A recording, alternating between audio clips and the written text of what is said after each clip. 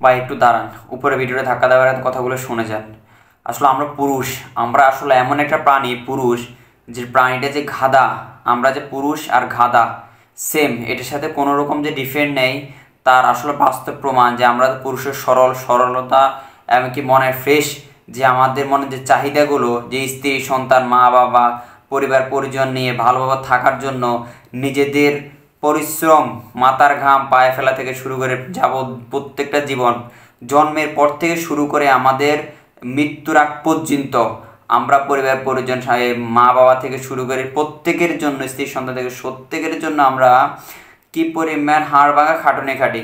এটা প্রত্যেকটা, যে ব্যক্তি কোটি টাকার মালিক সেও একই পরিশ্রম করে থাকে।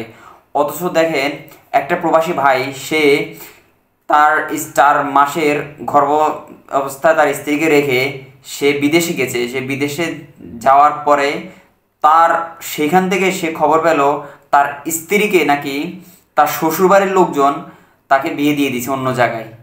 কত বড় মারাত্মক একটা খারাপ কাজ হতে পারে, আর কতটা অন্যায় অবিচার হতে পারে একটা মানুষের সাথে।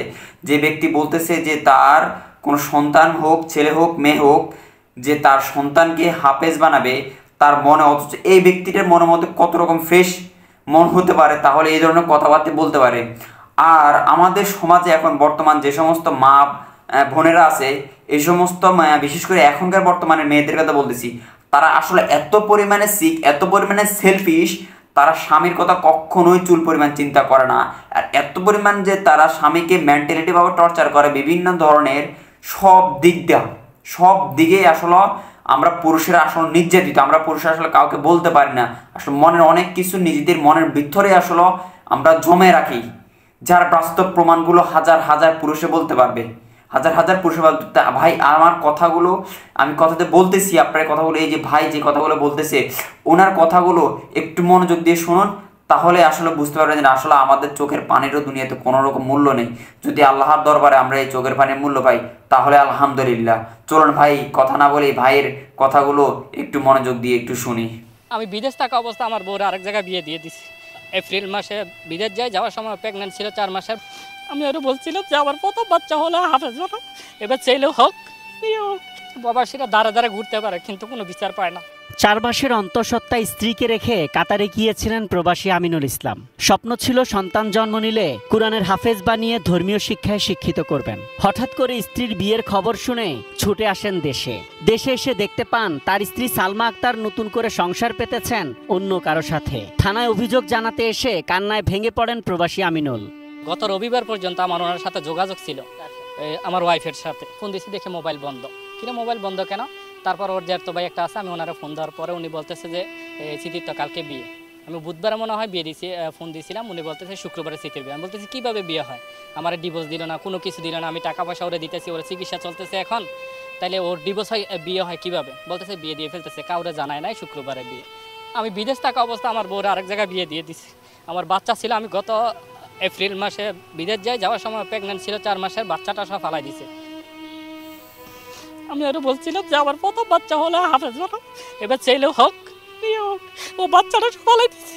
আমিনুলের অভিযোগ, বাবা মা বেঁচে না থাকায় স্ত্রীর নামে টাকা পাঠাতেন তিনি। প্রবাস জীবনে আয়ের সব টাকা নিয়ে তাকে নিঃস্ব করে দিয়েছে স্ত্রী। আমার মা বাবা তো এমনি দুনিয়াতে নেই, মারা গেছেন। আমার ভাইয়েরা আছে, আমি ফ্যামিলিতে সবাই ছোট। তো ওর সাথে আমার একটা আন্ডারস্ট্যান্ডিং ছিল যে ওই রকম কথাবার্তার মধ্যে একটা বিশ্বাস তৈরি হয়েছিল যে ও আমার জন্য কিছু করবে।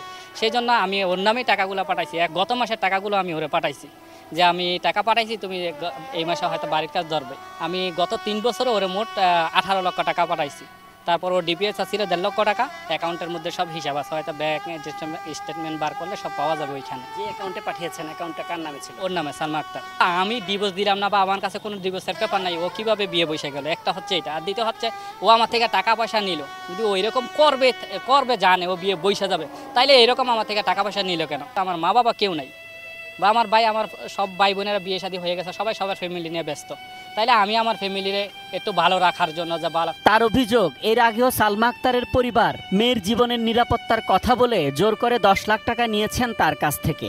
3 বছর করোনার জন্য আসতে পারি নাই, তারপর 3 বছর পরে আসছি। যেই দিন আইসা আমি ওদের বাড়িতে গেছি, ওই দিন আমার আটকাই ফেলছে যে ওইখানে নাকি আমি বিয়ে করি, এই জন্য 3 বছর আসতে পারি নাই।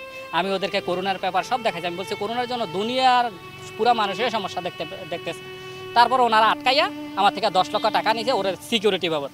আমার একটা দিন সুযোগ দেয় না যে আমার আত্মীয় স্বজন আছে বা আমার গ্রামের কাউরে ডাকি ওই সুযোগ দেয় আমার থেকে মোবাইল নিয়ে নিচ্ছে। আপনার কাছ থেকে মোবাইল নিয়ে নিল, 10 লাখ টাকা নিয়ে নিল, আপনি এমনি 10 লাখ টাকা দিয়ে দিলেন। তো এখন যান বাঁচানো ফরজ। ওইখানে এরকম একটা পরিস্থিতি তৈরি করছে যে পুরো আড়াই ওরার মানুষ এখানে ফুল। এখন আমি একা, আমি আসছি বিদেশ থেকে, না পারছি আমি আমার বাইরে খবর দিতে, না কাউরে খবর দিতে যে আপনারা আসেন। যারে আপনি একবার 10 লাখ টাকা দিলেন, 10 লাখ টাকা দিয়ে আসার পর আবার তাকে বিশ্বাস করলেন কিভাবে? আপনি ব্যবস্থা কেন নিলেন না তখন? ওর ফ্যামিলি থেকে ও 10 লাখ টাকা দেওয়ার পরে আমি যখন আমি বলছি ওর আর আনবো না।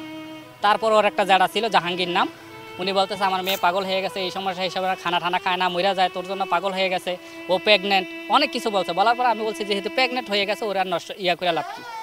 যে আমার মানবতা আমার ভিতরে কাজ করছিল, কিন্তু ওদের ভিতরে যে মানবতা নাই ওইটা তো আগে জানতাম না। তবে সালমা আক্তারের বাবা সব অভিযোগ অস্বীকার করেন। তিনি জানান আমিনুল ইসলামের প্রতারণার ফাঁদে পড়েছেন তার মেয়ে। এভাবে হুট করে ওনাকে না জানিয়ে, ওনার স্ত্রীকে ডিভোর্স না নিয়ে, ওনার 4 মাসের একটি সন্তান আপনার মেয়ের গর্ভে ছিল, সেই সন্তানটাকে আপনারা নষ্ট করে বিয়ে দিয়েছেন, এই বলে তিনি মিডিয়াতে কান্নাকাটি করছেন। মানে এখানে যা ধরনের জালিয়াতি, আর আমার মেয়ের 3 বছর মনে করেন যে মানসিক চাপ, যে এত কিছু করছে, এটি তো সামাজিক ভাবে শেষ হয়েছে। এরপরে দিয়ে হ্যাঁ আবার কিভাবে মেয়েটার এরকম করলো, তো অপরাধ করলো, হ্যাঁ সমস্যা করলো, হ্যাঁ সবকিছু করে যদি মিথ্যা অপরাধ দিয়া উনি কেস মামলা সাজায়, তাহলে তো এটা আমার কিছু করার নাই। ডিভোর্স হয়েছে, মেয়ে দিয়ে দিচ্ছে ডিভোর্স সরকারি কানুন অনুযায়ী, কোর্টে এফিডেভিট করে ডিভোর্স দিয়ে দিছে। 5